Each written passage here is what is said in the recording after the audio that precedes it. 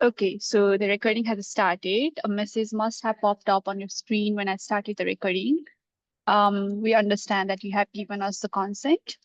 So my name is Asta Subedi. I am community administrator for Rising Scholars, and I will be providing technical support to the program today. And we have our um, facilitator, Bernard, with us here, and we are very, very happy that he has given us his time and expertise for today's webinar. So the theme of the webinar is the art and science of sharing research results beyond academia, something that we are always curious about and something we want to explore more and learn more, because research oftentimes is limited within the realm of academia, and we want to transfer the knowledge to public and other crowd in general. Before handing it over to Barnard, I would like to share a few things about him and give his brief introduction. He is a Ghanaian public health professional, science journalist, development communicator, and a pharmacist with a passion for teaching, research, and service. Um, he's an assistant professor at the Department of Public Health in Maxwell School of Citizenship and Public Affairs in Syracuse University. His research centers on translational communication science to influence population health practice and policy in low-income and minority populations in the US and beyond. He moderates the Rising Scholars communities and facilitates research and grant proposal writing workshop, and he is an instrumental part of Rising Scholars and our community. So, uh, so this is about our facilitator. Just a few rules before we move ahead. We are recording the session, like I already mentioned, and your participation will indicate consent for the recording. Closed captions are available. Click on the CC button below. It is in the lower menu bar. If you go to the More option, the three dots, you'll find the closed captions. It will help you navigate the session language-wise. If you have any technical issues, please let us know via the chat or email me at asta.subedi@inapps.info. And to reduce the background noise, we will mute everyone except the speaker, and would also expect that you'll mute yourself. And please raise your hands in the participants panel if you would like to ask a question during the Q&A. Questions and comments can also be submitted at any time in the chat, and we'll respond to it during the session or after the session. Thank you. Over to you, Bernard. Okay.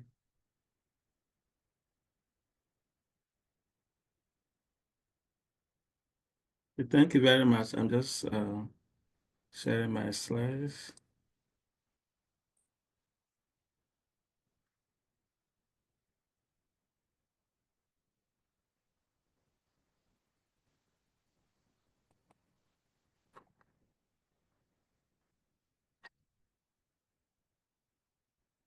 Okay. Yeah, thank you very much for the opportunity for me to make this presentation. Yeah, as you just heard, I am Bernard Appiah and I am from Ghana. Now, the focus of this topic is going to be on the art and the science of sharing research results beyond academia. So basically, I will briefly let you know who I am and why, and the kind of things that influenced me to be able to make this kind of presentation. I will also introduce to you what research dissemination is, and then give you some effective strategies for disseminating research results, basically by highlighting some 12 tips. And then I'll provide some conclusion, and we'll be very happy to take your questions after my presentation. So, who am I? Well, I happen to be a son of a gong gong beater or a town crier in rural Ghana. As a kid, I used to follow my dad as he went around the village providing information to the people in the village. And oftentimes, gong gong beaters, the chiefs would give them information, and then they have to go around the community to give the information to the people. And as a young boy, I was just following him.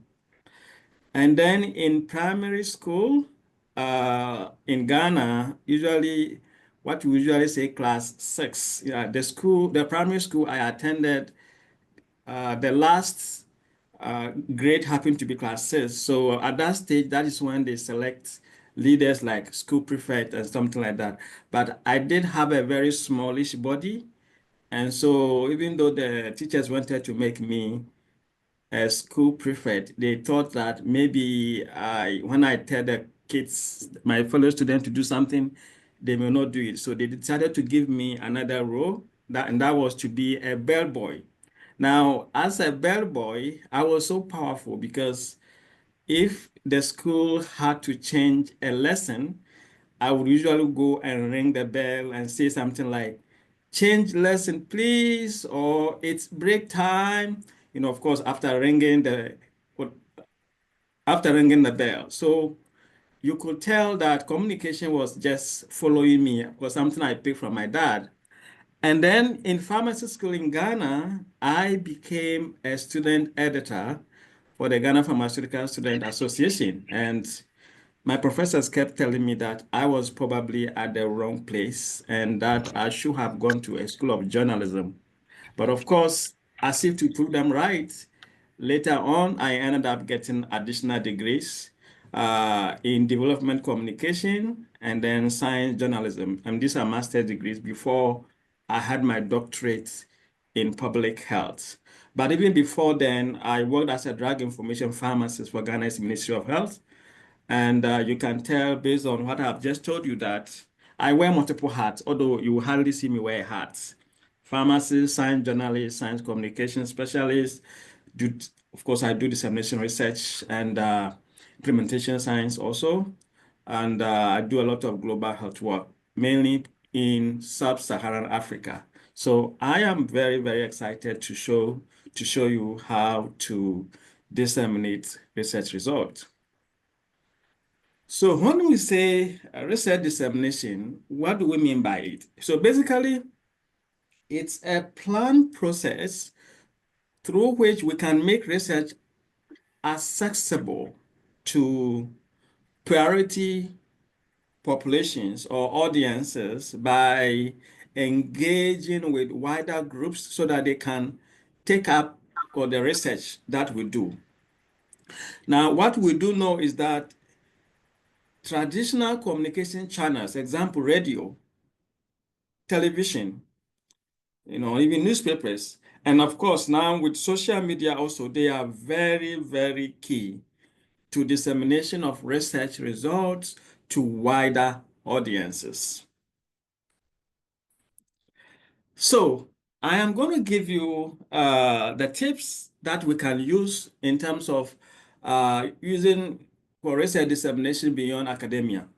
Now, one of the things that of course, research dissemination does is that oftentimes when we publish our results in journals, that forms part of research dissemination. But of course, journals are primarily for researchers, so they are those within academia. The focus of this presentation is more on those that are beyond journals. Okay. So one strategy or one tip you need to be aware of is the fact that you have to create a dissemination strategy or plan before starting your research. Now, for those of you who have written grant applications, many times funders will like you to indicate how you would like to disseminate your research. So in that case, if you did and your research got funded, then you just use what you said you are going to do.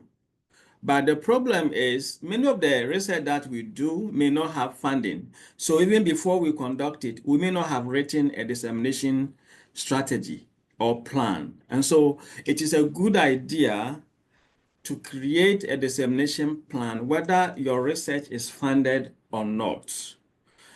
And it is very helpful in doing that because if you do that, you'll be able to save time and aid your wider dissemination effort. Because like if you plan ahead that, hey, I am doing this study, if we were to publish it in a journal And after that, we have to share the result with wider audiences. What kind of communication channels should we use? And how do we want to share the results?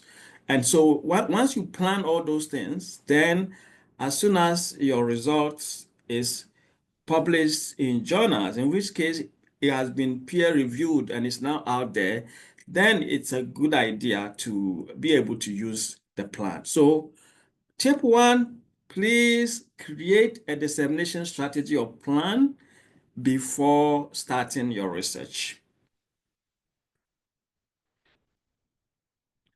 Now, you should also know why we have to catch or we have to reach priority audiences. Now, priority audiences are those that, of course, become very much interested in what we do, or those that our research have impact on them. So this could be policymakers or practitioners, and these are people who are not primarily reading scholarly papers. Okay. Now, these people often are targets or they are priority of news media. The news media often get them, or even social media can also get them. Now, oftentimes when you speak with people, particularly in low and middle income countries, and ask them about where they heard a particular information, you may hear something like, I heard it on radio. So, news media and social media channels are very, very key to spreading innovations. And so if we know why we have to reach the priority audiences, that would enable us to be wanting to do that beyond academia.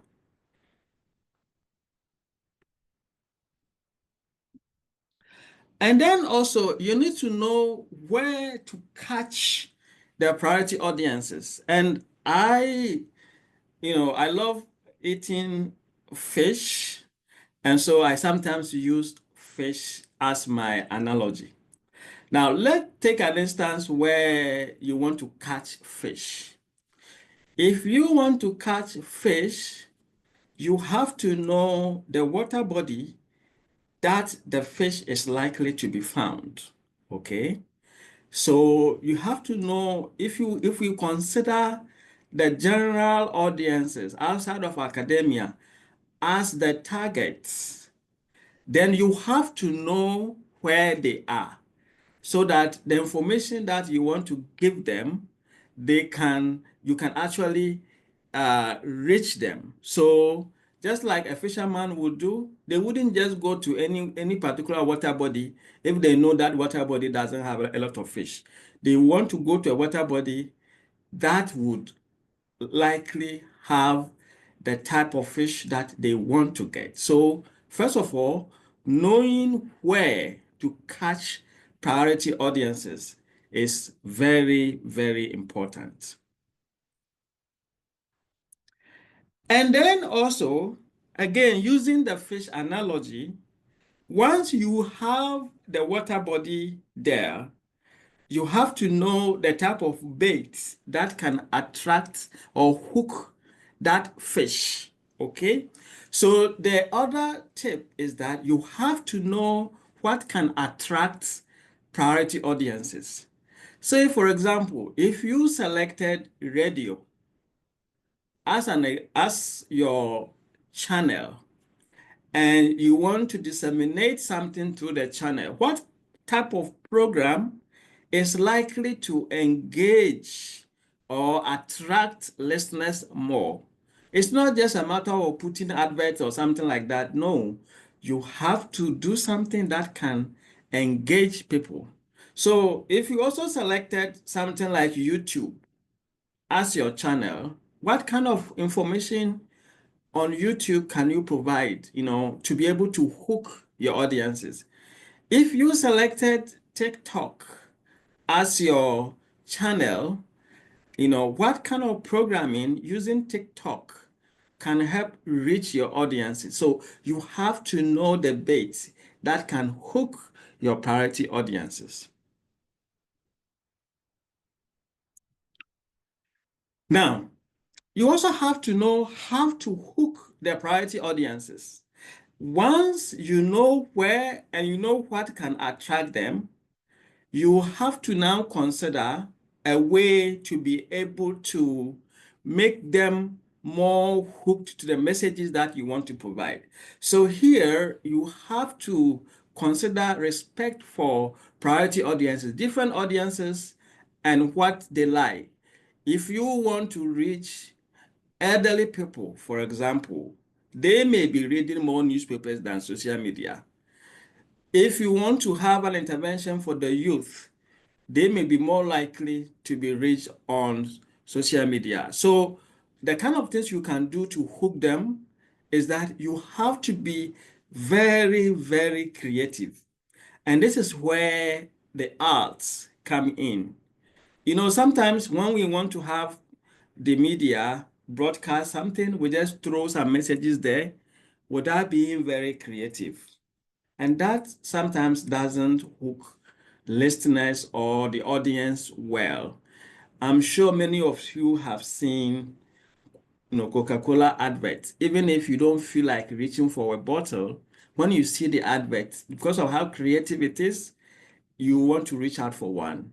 So once we have our results and we want to disseminate the results to wider audiences, we have to be very creative in producing the kind of material that can engage the audience as well. We also have to think visual.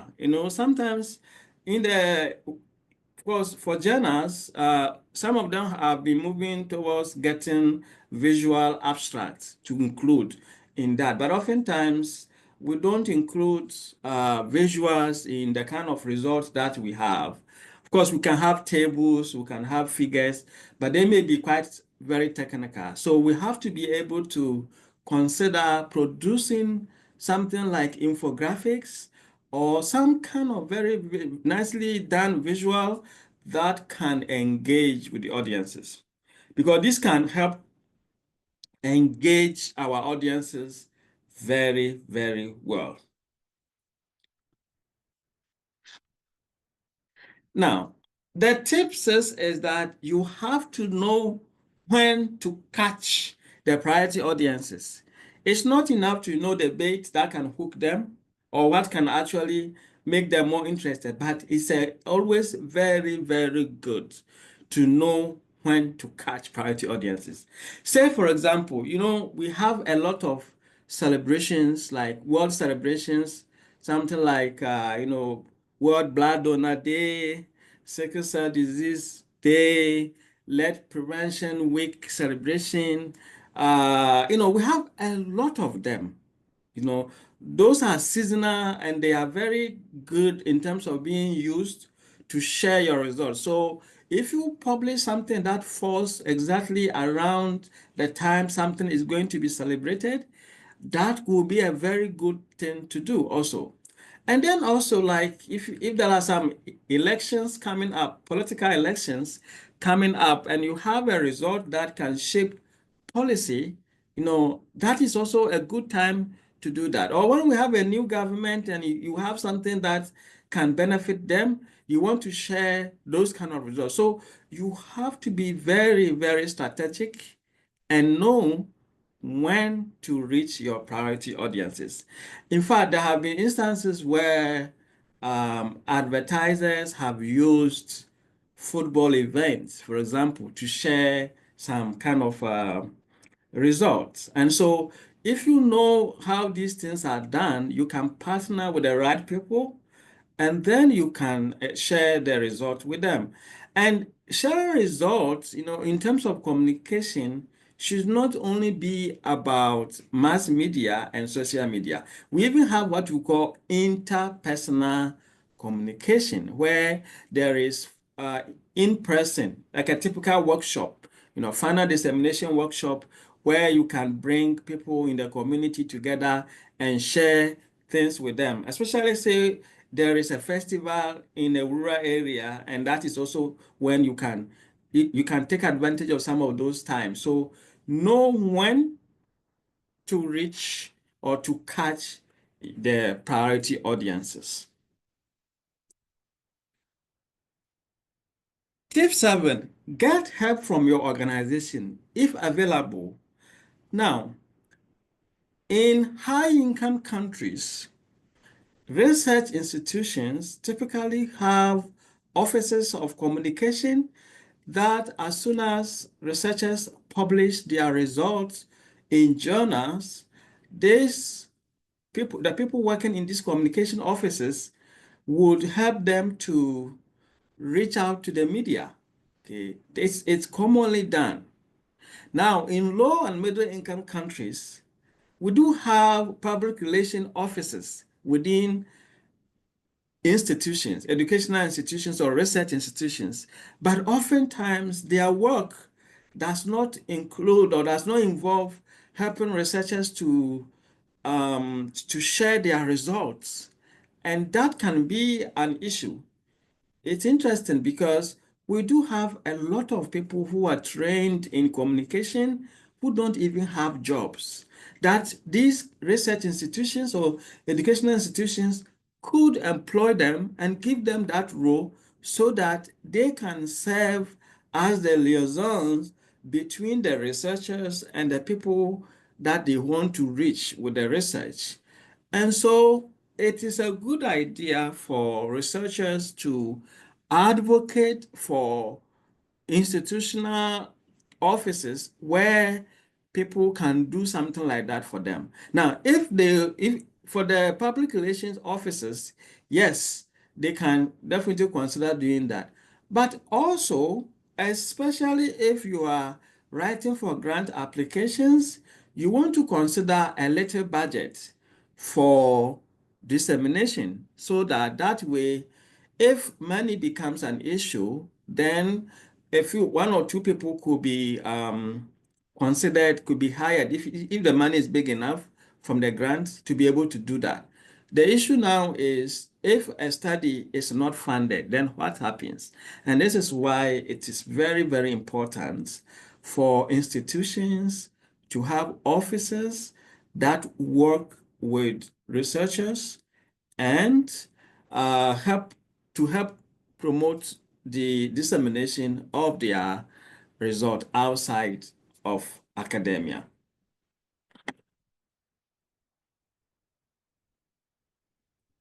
Now, you also have to prepare for traditional and social media interviews. Okay, once you have your study published, if it's going to make impact, especially on people's lives, you have to prepare for traditional and social media interviews. So oftentimes when people, I used to do a program on TV in Ghana where I will be in the studio and we'll be debunking myths around the use of medicines. And so in that kind of situation, in my preparation before going to the studio, I would have someone else listen to me and say something like, hey, this is what I'm going to say. If I say this, is this something that is clear? Now, sometimes somebody would tell me, oh, no, I think maybe if you said it this way. So you have to practice. You have to practice. But also sometimes a journalist may get in touch with you for interviews about your story or about something that they want to write about your research. You need to know the deadline for the story. Now, for someone like me who also happens to be a science journalist, it is very, very important, especially when a journalist comes to you, you want to know that the deadline for the story. Some stories by nature should be very fresh. Okay, so if you publish something, as soon as a journal accepts it, and it is even not yet published, you have to consider liaising with a journalist. That is, if you want to use journalists to help disseminate your result, you have to consider liaising with them so that as soon as it is published in a journal, they can get a story out of it. What you don't want to do, however, is that until the story is published in the journal, oftentimes it may not be a good idea to let a story come out of it. Oftentimes. However, you have to know that even sometimes there will be something like embargo where for some articles that are published in journals that prepare media releases for journalists, they will indicate to you that, okay, this is the media release on this particular article, but published only as a story when by this time. If you don't stick to that embargo and it get out before then, that is also not good. Okay. Now, if you happen to be going for interview for TV or social media, you have to know the studio characteristics. You know, for example, you see me in green. Now, if there's a particular program that has a green background or something like that, it might not look very good. So if there's a program that you watch and the person is inviting you, like a social media influencer, which I know politicians often use that a lot, especially during election time. You know, these people get some space for interviews. We researchers should be able to use that. Those people, you know, they have a lot of followers. So we can use that approach. But if you want to do audiovisual kind of interview where they can see you, you have to be aware of the background, for example, of the studio where you are going to do. In fact, a friend in Zambia once told me that he was turned away for a TV interview because of the type of shirt that he was wearing, which was masking the background. So you have to be aware of these things when you want to use social media or traditional interviews where your picture, like your audiovisual things, will be required of you.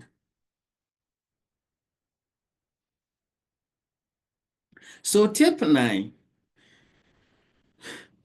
you should develop a single overriding head communication objective that could serve as soundbite. And this may not necessarily be health. If you're not doing health, you can still do a single overriding, let's say, science communication objective that could, or if it's social science, or broadly, you should develop a single communication objective that could serve as a soundbite. Why am I saying that? You see, when you do your research, you may have a lot of results. You'll be so passionate about it. But among the results, which one should people care most about? So what is the most important thing about your research that would make, for example, the priority audiences more likely to be interested in? Okay, so once you know that, even if you are given 1 minute to do it, you should be able to do that. Oftentimes people will say, oh, you know, they didn't give us enough time for the interview or something like that. But you know, like, you know how much it costs to do even a 1 minute advertisement? It's so expensive. But if we don't plan very well, within the short time we are going to get, we are not going to be able to let our audience know well what we want to share.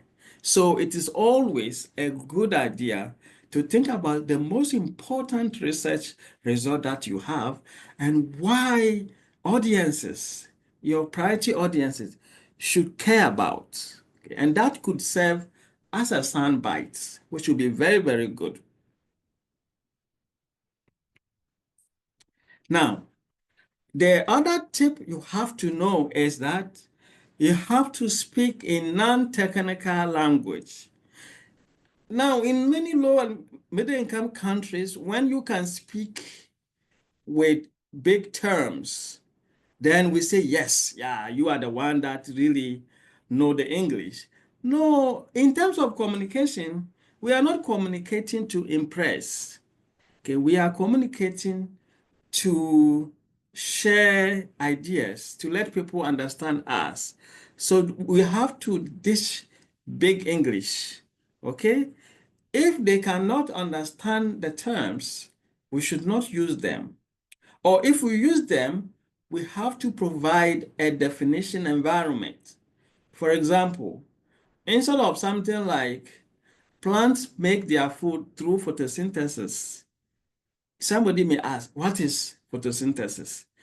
So if we definitely have to use photosynthesis, then we can provide a little definition environment like plants, because make their food through a process called photosynthesis. So in this case, a process called provides a definition environment, which makes it very easy for people to hopefully understand that, oh, photosynthesis is a process. Okay. Now, also, we have to consider avoiding acronyms or abbreviations. Some abbreviations are well known, but even the most well-known ones, sometimes other people may not get it. For example, if you are driving by the road and on the road and you see MPH, miles per hour, but if you are in a school and you see MPH, Masters in Public Health, and so one abbreviation sometimes can have several meanings. So you have to do your best to minimize the use of acronyms, unless, of course, you're going to provide them with some kind of definitions, which make it very, very easy for your readers or your listeners to understand.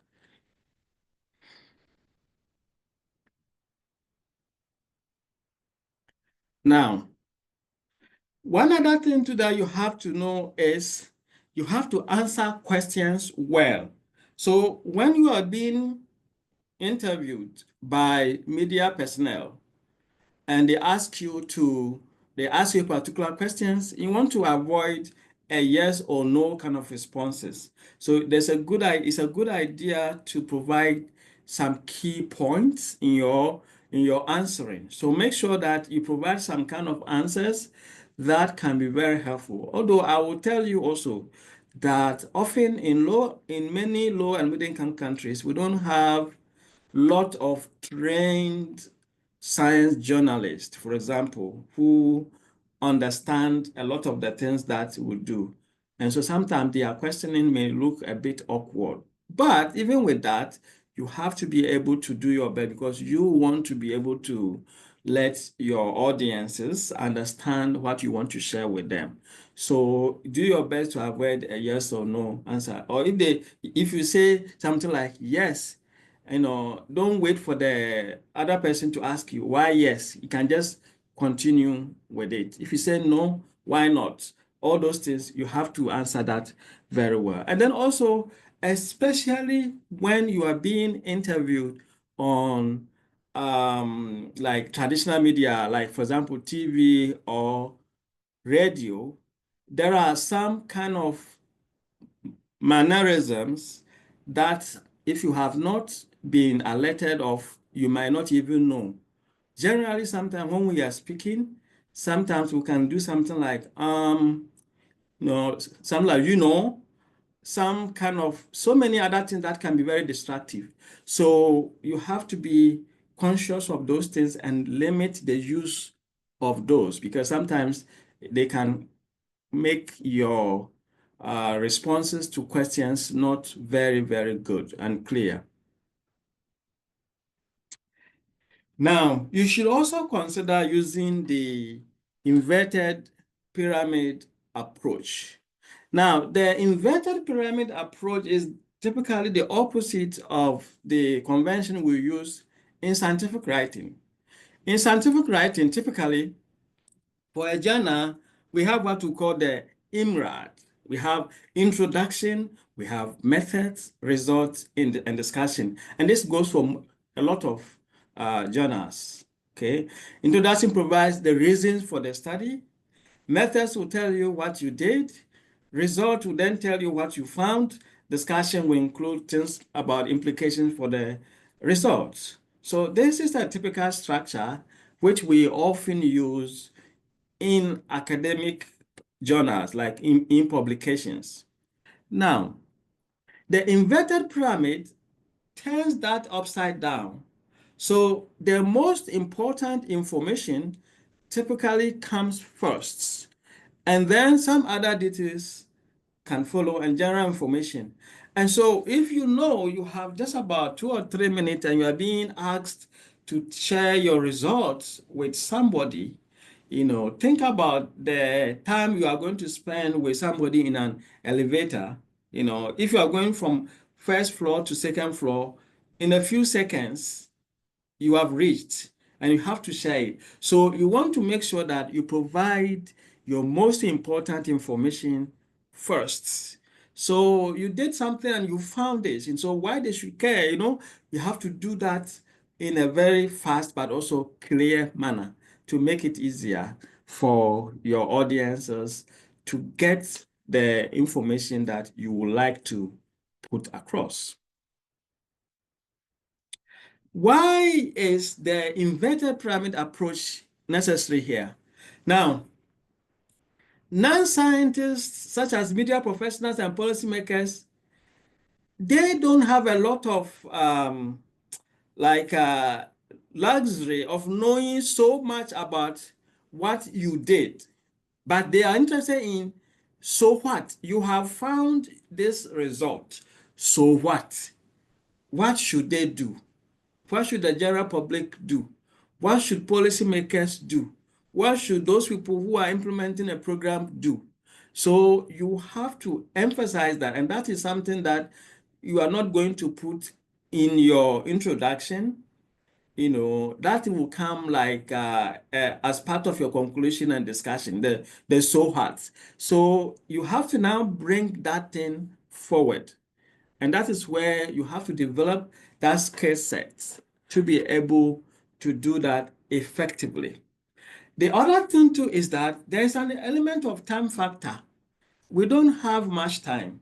If you are doing a policy brief as a way of reaching policymakers, you don't want to put the most important information down somewhere. They have to come up front so that they will be able to quickly get it and hopefully act on them.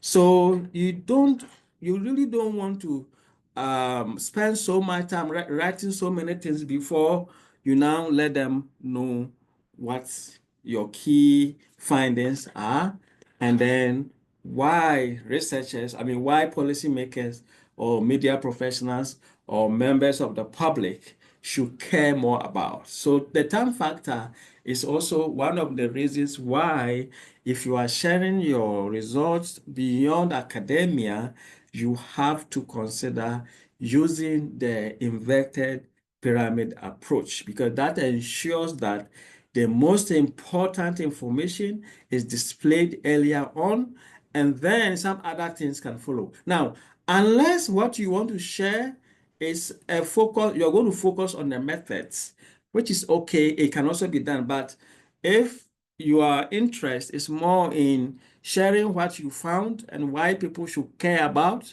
then you want to really focus on the use of the inverted pyramid approach. Now, how do we buy into the inverted pyramid approach?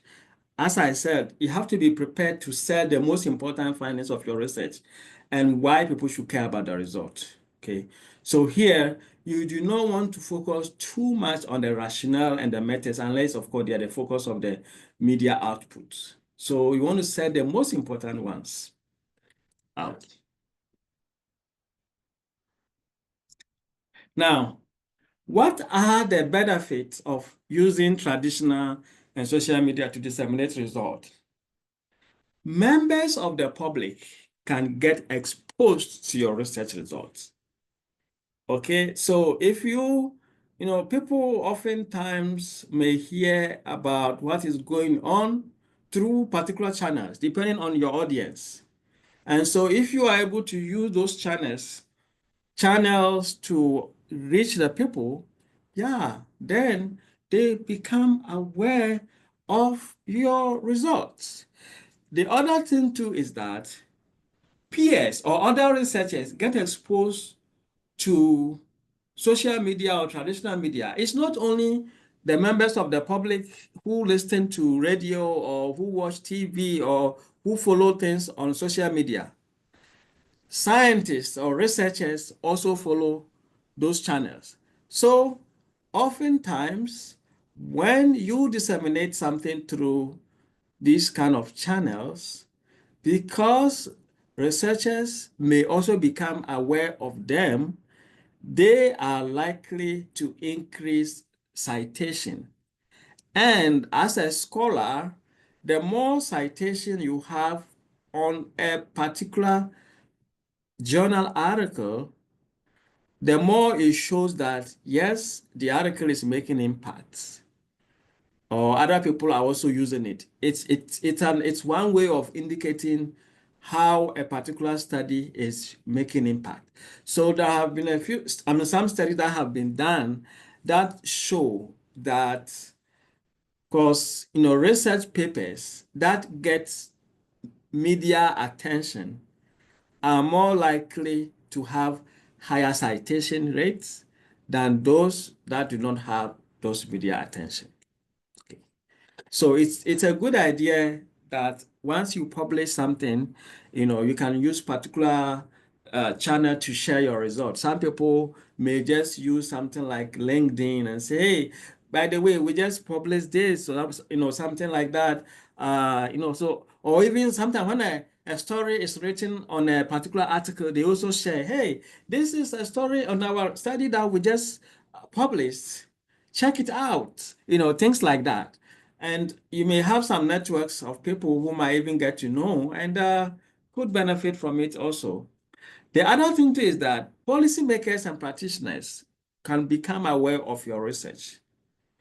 It is so important that if you share something through the right communication channels, the funders of your research and also those on the field who may likely benefit from the results may become aware of your results and then may end up using them. Then, of course, it can lead to potential uptake of your research. Okay, so once you do that, people will likely, and if it's an innovation, your innovation could spread faster. One of the things, however, that community members often accuse researchers of is the fact that when researchers go to communities and collect research or conduct research, they many times they don't go back to the community to share the result with them. Traditional channels are not necessarily only about radio or television, but sometimes even a workshop or some kind of seminar with community members may also be something useful. And so they become aware of the result as aggregate. And then in future, when we go back to those communities, they will be more welcoming. Some communities are not welcoming researchers because of the fact that we have been getting information from them and then we just publish in journals and we don't go back to the communities, which is not very good. So please, it is a good idea to also find other ways of reaching people who may not necessarily be exposed to social media or some other channels. And that also requires planning. And that is why, again, if you have a funded research, you really want to consider including, especially with low and middle, low resource settings, like rural communities, you want to find a way to also let them become aware of your results.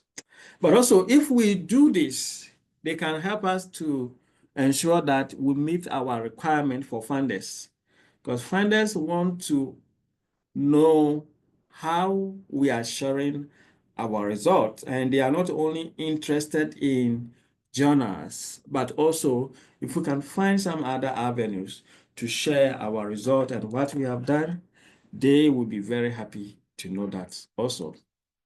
So I will say that using traditional or social media to disseminate research results beyond academia certainly requires an approach which is a little more different from the one that we use in journals. No, we have to be able to ensure that We can present, for example, if it's LinkedIn, some other search areas, we can provide short kind of information that capture a lot of the things. Okay.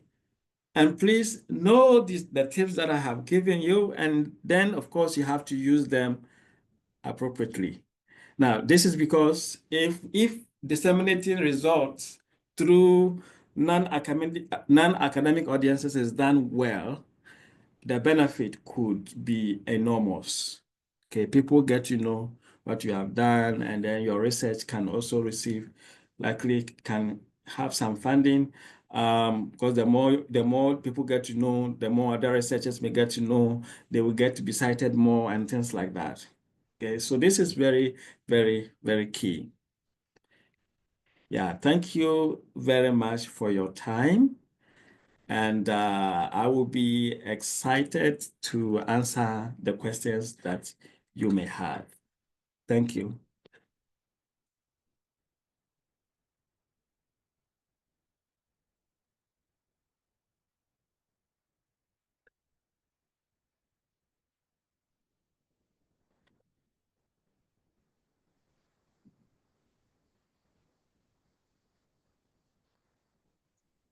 Hello.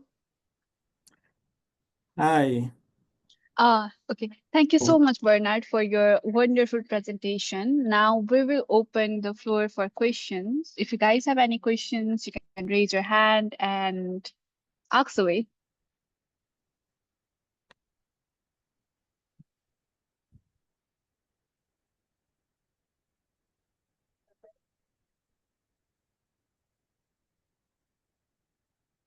Okay. SGS, please ask your question. Thank you, Asta. Thank you very much, Bernard, for that very interesting lecture. My name is Zahra. I am a part of a group of Somali women researchers, and for some time now, we've been trying to influence policy and speak about problems that Somali women face in Somalia. One of the challenges we face is that oftentimes when we speak about a certain social problem, that we are told that this could not come from us, the idea. It must be something from the Western world, backed up or supported or funded in some way or the other, or even initiated by the West or Western NGO or something like that. Yet we speak about very important topics like sexual and gender-based violence, which is very rampant in my country. My question to you is, beyond academia, how can we disseminate some of our research findings to our community without causing any problems, like being seen as suspicious or carrying a Western agenda, and bring about change, because that is what we want to do. We want to create awareness and ultimately bring about transformative change. Thank you very much. Okay. Thank you so much. Great question. So there are different ways of doing this. So one way definitely is to consider publishing it in a peer-reviewed journal, and of course a credible one. Because sometimes when you have an idea and it is not, published, you might not be able to make a case for showing that the evidence is great. But oftentimes, publication can help ensure that there are other scholars who have reviewed it, and that also would indicate that if you now take it and translate it into a form that the policymakers understand, you quote the journal that, okay, this was published in this kind of journal. I think the idea that it has to always come from the West, is not a very, very good one. We do also have a lot of, very credible journals in Africa that you could also publish in.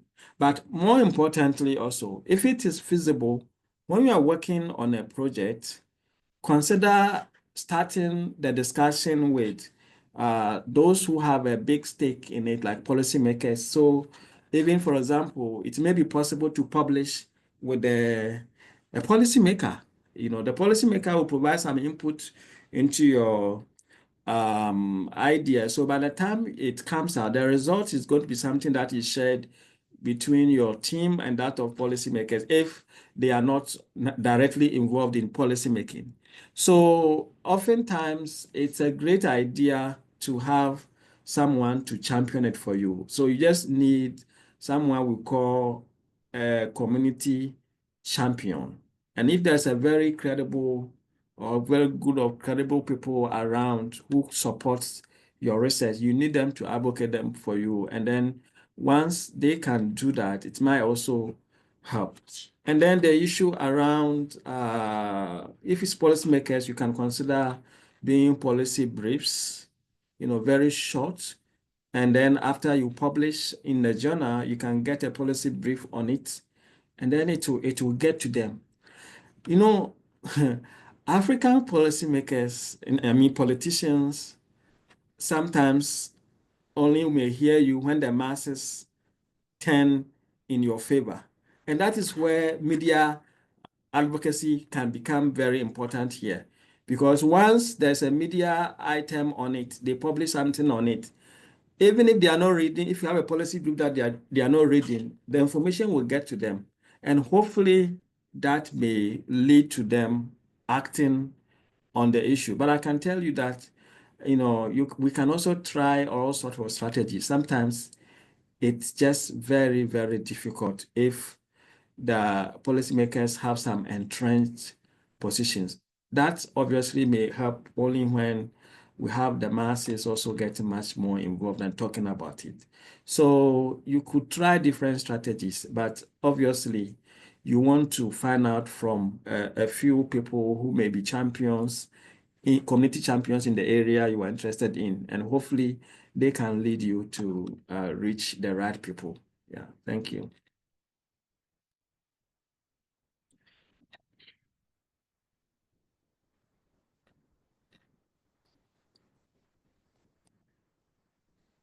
Um,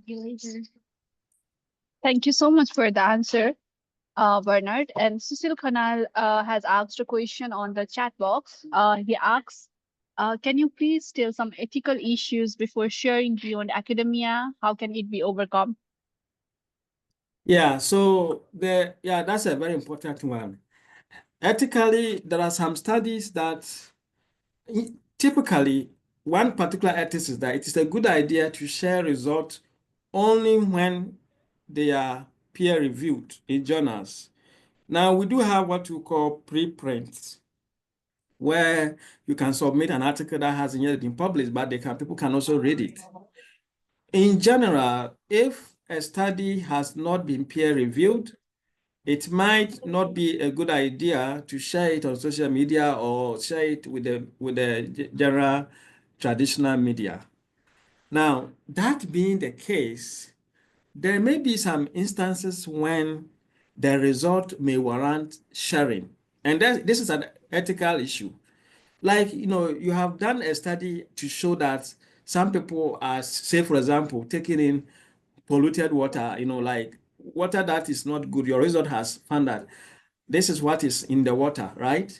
Now, if you're going to wait for the journal to publish it before now, you let the community members know, that can be a problem because, as many of you know, it takes quite a long time for journals to sometimes accept a manuscript. In fact, there was one particular manuscript that took, for me, about 2 years before it finally got accepted. You know, so the kind of result you have may warrant that something can be done about it, but you don't in general want to jump onto the social media or the traditional media with your results when they have not yet been peer reviewed and accepted or published for publication. You know, so it's an ethical issue that you definitely have to consider. Then ethically also, you want to consider the kind of media or the kind of ways through which others can get to know your results. Now, if you did your results, your study in a rural community, for example, where access to internet is a big issue, then it is not ethical to be sharing the result only through social media because the people might not even get the outcome. And that is why it's important to also consider interpersonal approaches like workshops where you can now reach the community. So these are some minor ethical things to consider when you are disseminating your results. Thanks. Thank you so much, Bernard, for the answer. Thank you so much, Lucille, for the question. We can take more questions. Please raise your hand if you have some queries, and feel free to send your queries on the chat box. Hasif has shared an information. A joint free webinar by UniPIT and INAPS is happening on 6 November on equitable practices in research co-authorship across the continent. That looks like very interesting topic. Please register if you are interested. And I've also shared the engagement opportunities with rising scholars. Okay.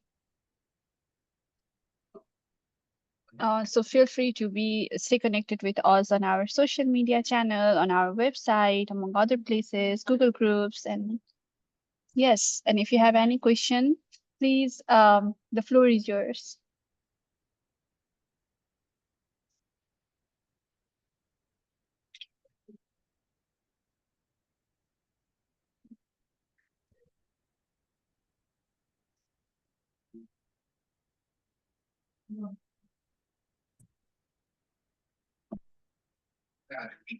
Okay, Hasib, please. Okay, thank you. Thank you, Asta. Hi, Bernard. It's really a pleasure listening to you. And I really enjoyed the tips that you have shared with us. It's a really fascinating mixture of what you experienced on your own and what you have seen. I have a quick question. I do understand that we are essentially focusing more on peer-reviewed research because definitely that gives our research the basis, the acceptability, the rigor. I was just wondering, how do you see that in certain discipline, they often emphasize on how the knowledge is produced, not by researcher alone, but co-produced by local community, indigenous community, the persons who are being affected by certain things, for example, climate change or gender-based violence.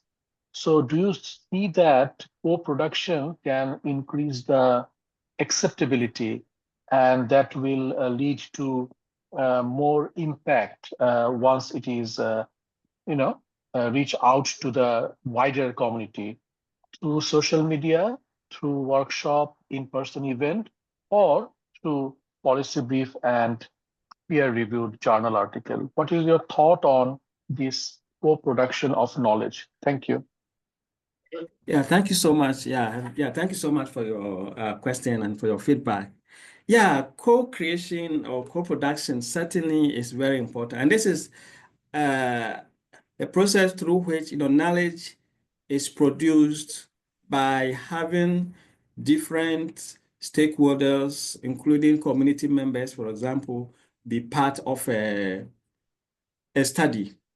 Now, oftentimes when you have, let's say an organization which is noted for fighting particular causes involved in such a study, they can come out with a report.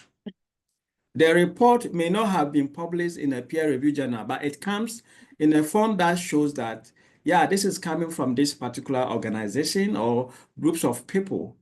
In that case, yes, we can also get aspect of those reports in sharing them, because the person, the institution that is providing the information may be credible. You see, when it comes to communication, it's not only about the message, but also the one who is providing the message. So if a report comes and the people involved in the report, they have a particular expertise and they are known in that area, then certainly that report will be seen as credible. And so in that situation, even if they are not published in a journal, which usually many times you don't find those reports actually getting to journals. Sometimes some of those reports are written for funders or for organizations that supported the study and things like that. So in that case, yeah, that can be a good way of getting some aspects and then sharing the result with the wider community. Oftentimes, that is very, very helpful. So, thanks for bringing that up. I think the co-production or co-creation comes in when we have the right people coming together, and then the report comes as something coming from a particular group or a particular institution known for a particular advocacy. So that is something that can be used also to share results. Yeah, thank you. Thank you. Thank you, Bon. You're welcome.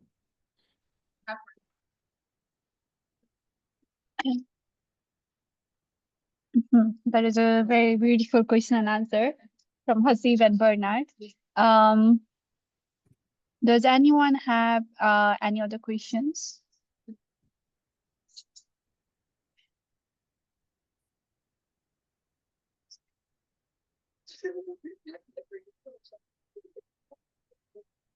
Um,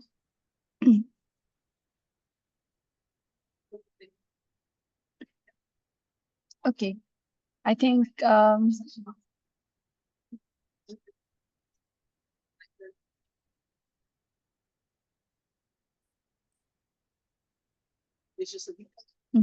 seems like we don't have any more questions, which means the session was extremely effective. So with that, if you have questions, you can always email us. Bernard had shared his email and you can share with us. I have shared the link to the social media sites of Rising Scholars. You can find our LinkedIn, our Instagram, our Facebook, YouTube, which is a hub of resources. Please stay connected with us. You can check for updates on our websites. There is a Google Group forum which is a common platform of scholars from all over the globe. And the opportunities are shared there along with a lot of queries, and people find good networking opportunities and collaboration partners from the Google groups. So feel free to stay connected there. We also have mentorship scheme. You can check it out. And if you want to share your opinions, insights, experiences, you can write with us. You can write blog for us, and we'll get you published on our website. So the link is also there. The submission guideline is there. Now we'll take a picture. Please turn on your video if you are comfortable, and we'll take a picture for our social media and also for the memory of this beautiful program.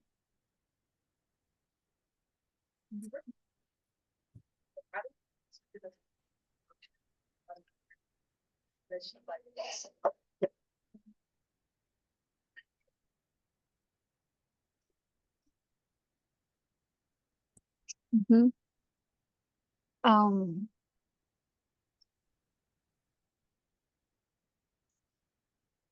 Okay.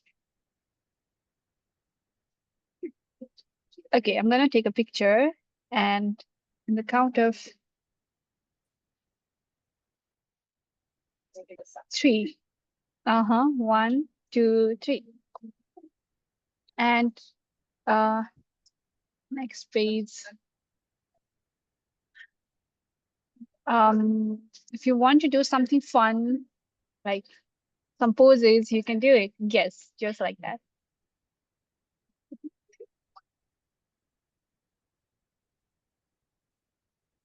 Okay.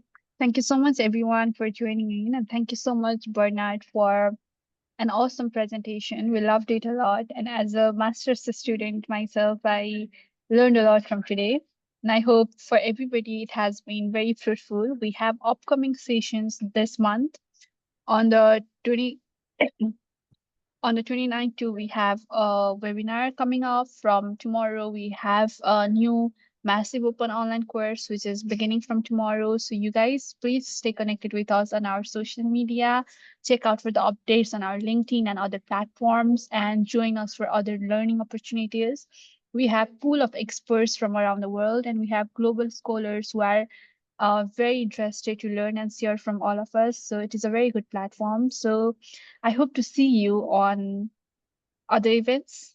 With that, thank you so much for joining, and thank you so much, Bernard, for facilitating this webinar. See you around. Bye-bye. Thank you too. Bye. Thank you. Bye.